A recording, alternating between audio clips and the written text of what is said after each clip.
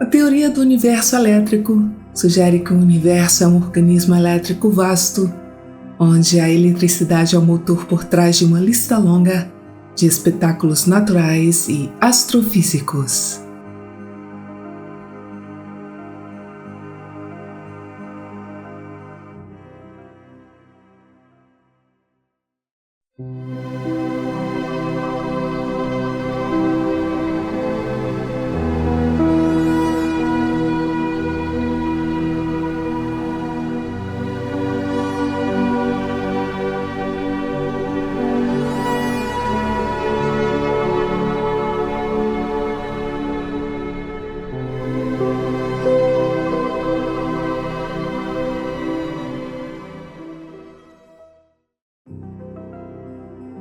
A teoria do universo elétrico apoia a ideia de que as ocorrências cósmicas são de natureza elétrica. Nesse conceito, os fenômenos encontrados em todo o universo são movidos pela eletricidade e não pela gravidade.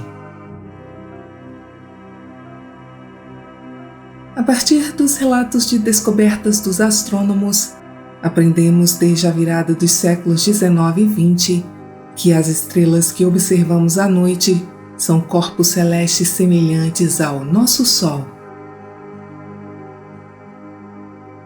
Essas estrelas, que em número de cerca de 200 bilhões, constituem um conjunto semelhante a um vórtice espiral chamado de galáxia, e tais grupos de estrelas formam um aglomerado de galáxias.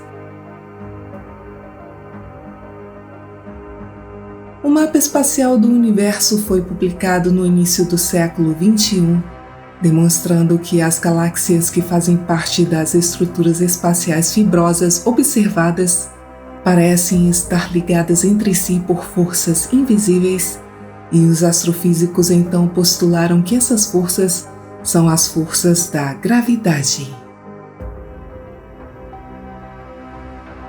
Porém, em 1978, a astrônoma Vera Rubin descobriu que as estrelas que orbitam o centro da galáxia não parecem se mover como esperado pelas leis de Newton. Ao estudar as velocidades de rotação de estrelas em galáxias espirais de brilho intenso, Rubin provou que as estrelas mais distantes do centro das galáxias não se movem mais lentamente do que aquelas mais próximas do centro.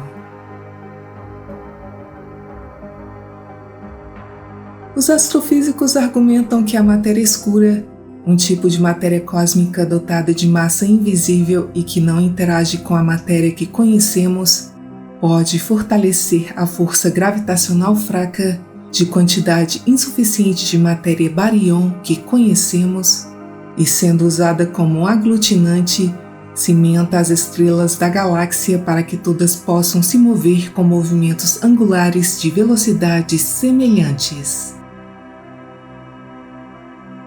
Além disso, os enormes vazios em expansão constante entre as fibras das galáxias foram considerados como resultado de outro componente que constitui até 70% do universo, a energia escura.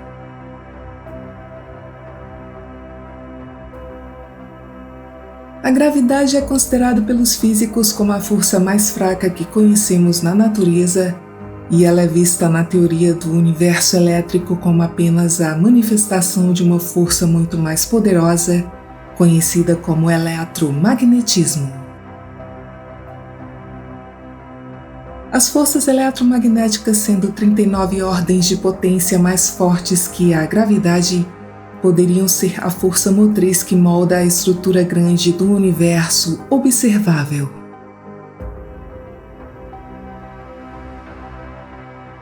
O físico Nikola Tesla postulou a ideia de que a eletricidade era responsável por quase todos os fenômenos cósmicos e via a eletricidade que flui no espaço como um fluido de qualidades superlativas e transcendentes, de quantidade constante, que não poderia ser criado nem destruído. Tesla e outros cientistas acreditavam que as forças elétricas e magnéticas eram na verdade correntes de gás etérico fixadas na matéria.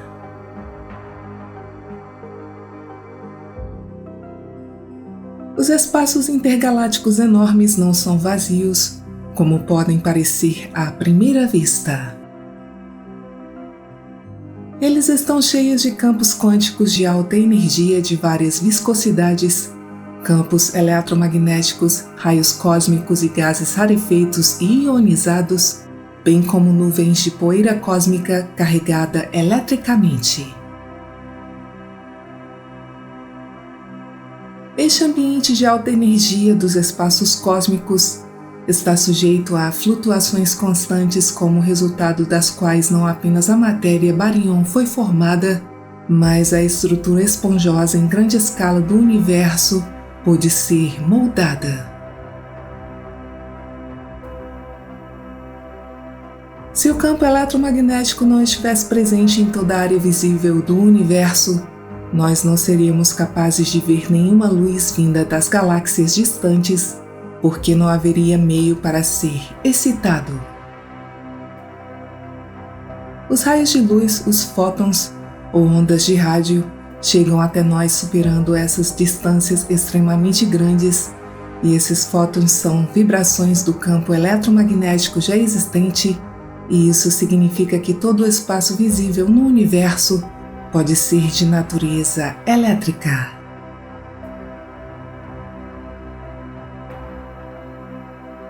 Quando o ambiente do espaço interestelar dentro das galáxias é penetrado pelo campo eletromagnético em um grau diferente em comparação ao espaço intergaláctico, isso resulta em diferenças de condutividade elétrica entre esses meios, resultando na indução de carga elétrica entre eles. O espaço interestelar da galáxia, portanto, não é neutro eletricamente, mas é um meio preenchido com plasma ativo eletricamente.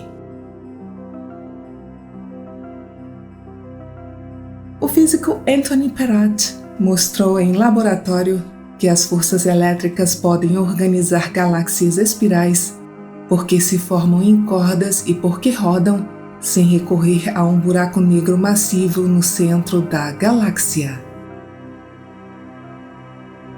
Assim, as galáxias não são simplesmente coleções de estrelas, mas são construídas principalmente por plasma.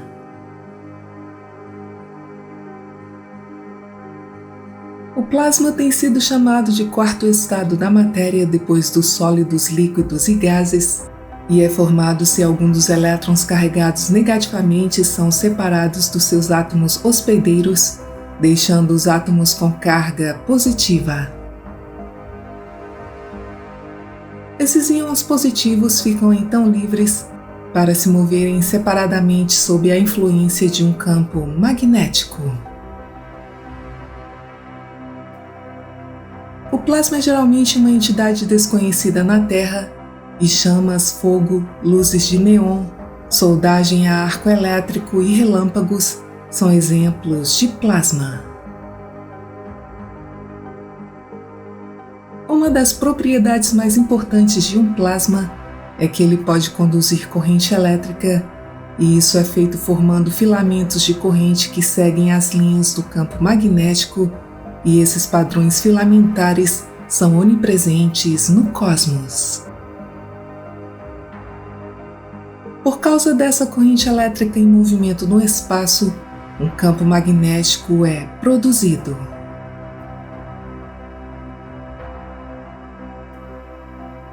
No espaço, a gravidade só se torna significativa nos locais onde as forças eletromagnéticas são protegidas ou neutralizadas. Já em 1937, o físico Hannes Alfvén propôs que a nossa galáxia, a Via Láctea, contém um grande campo magnético espiral e que as partículas carregadas se movem em órbitas espirais dentro dela devido às forças exercidas dentro do campo. O cientista Christian Birkeland foi a primeira pessoa a propor que as correntes elétricas vêm do Sol, fluem para a atmosfera superior da Terra e causam auroras. Estas correntes atravessam e excitam o plasma acima da atmosfera da Terra a tal ponto que este se torna visível e brilha. Birkeland mostrou que as correntes elétricas fluem preferencialmente ao longo de filamentos moldados por campos magnéticos induzidos por corrente. Os filamentos formam uma corda torcida, mas são isolados uns dos outros pela força repulsiva magnética de curto alcance, e isso faz com que eles girem cada vez mais rápido, um em torno do outro, criando um vórtice de plasma. Esses pares de correntes trançadas produzem um alinhamento de fluxo de corrente ao longo do campo magnético e são chamados de corrente de Birkeland.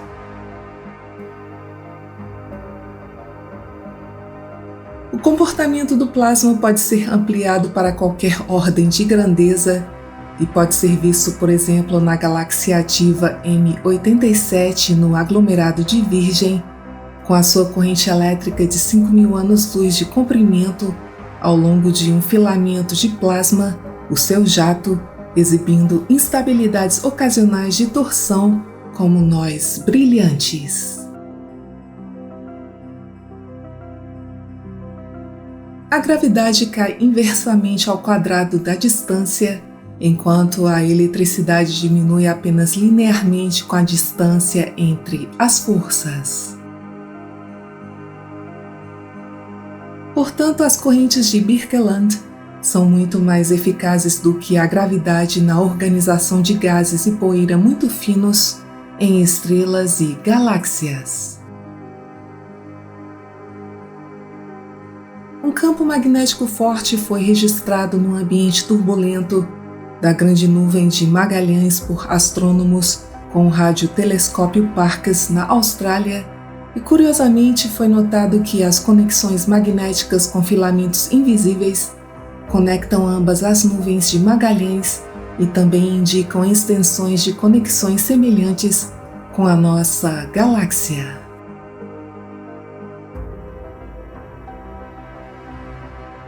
A eletrificação de nuvens de diversas substâncias, constituídas por pequenas partículas que se desgastam fortemente devido à turbulência, provoca a formação, o acúmulo e o aumento do potencial elétrico, o que por sua vez leva a descargas repentinas na atmosfera, durante as quais uma corrente elétrica de alta intensidade flui e assim gera um pulso magnético e uma onda eletromagnética se propaga.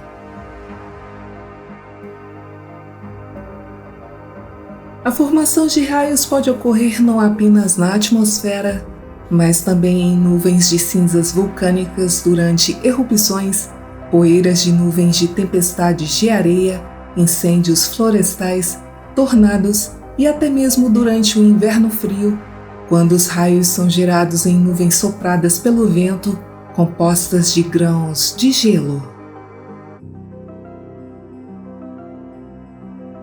O calor gerado por descargas elétricas em uma nuvem de gás poeira durante erupções vulcânicas podem transformar partículas de cinzas vulcânicas em bolas de vidro, e o mesmo acontece no espaço.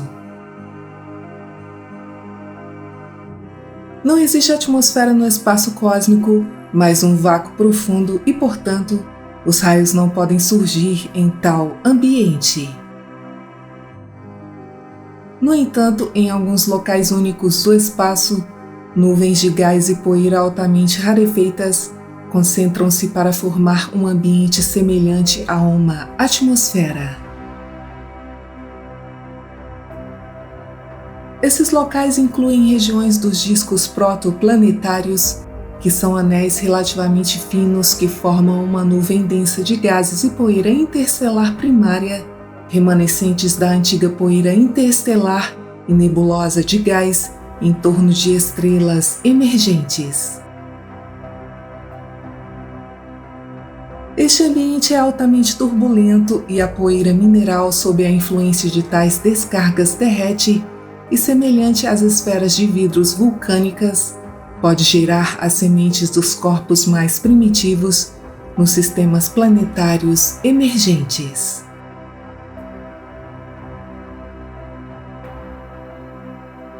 Outro ambiente em que as nuvens de poeira e gás se misturam de forma turbulenta pode ser encontrado no plano dos discos da galáxia, que, quando vistos de perfil, apresentam uma linha escura, uma área de concentração intensa dessas nuvens. Relâmpagos e trovões em tal ambiente não surgem e o fluxo de corrente elétrica não tem as características de descargas repentinas como acontece na atmosfera, mas flui continuamente semelhante ao fluxo de corrente dentro de um tubo de rádio ou um diodo. O plasma de vento estelar carregado eletricamente preenche o ambiente intergaláctico e jatos poderosos de partículas carregadas são projetados em velocidades perpendiculares ao plano da galáxia a partir da sua região central. Esses fluxos de plasma parecem fazer parte da troca de matéria e carga elétrica entre as galáxias próximas umas das outras, e tudo isso mostra o cosmos como um sistema de elementos interligados eletricamente.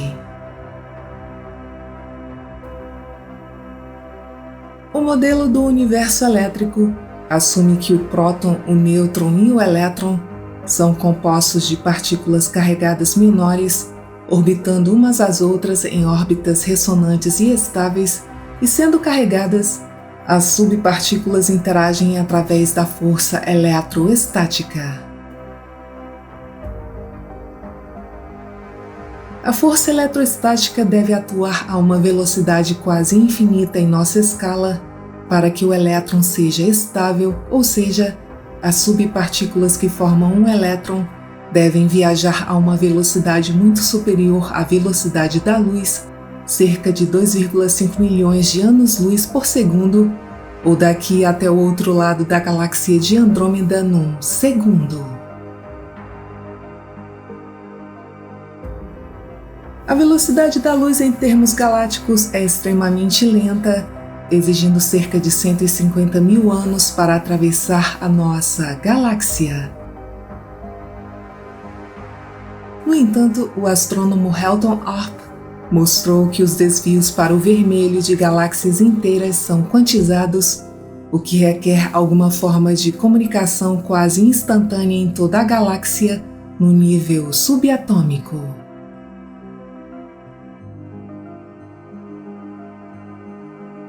A subestrutura espacial observada no universo apresenta um meio fibroso altamente poroso, amarrado em fios invisíveis dos campos eletromagnéticos das galáxias, imerso no ambiente espaço-tempo de campos quânticos de várias viscosidades.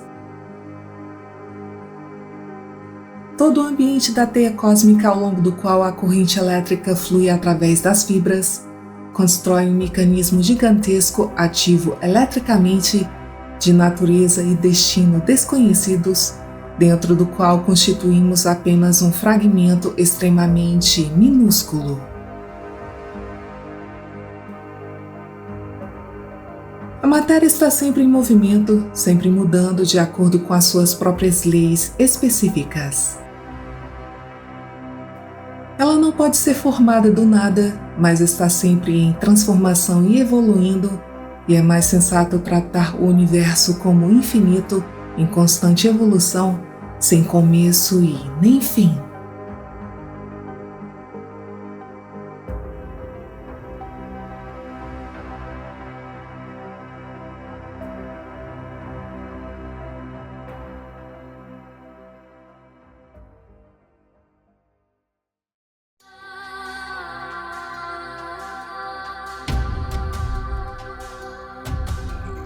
Obrigada por assistir, muita paz, muita luz e até o próximo vídeo.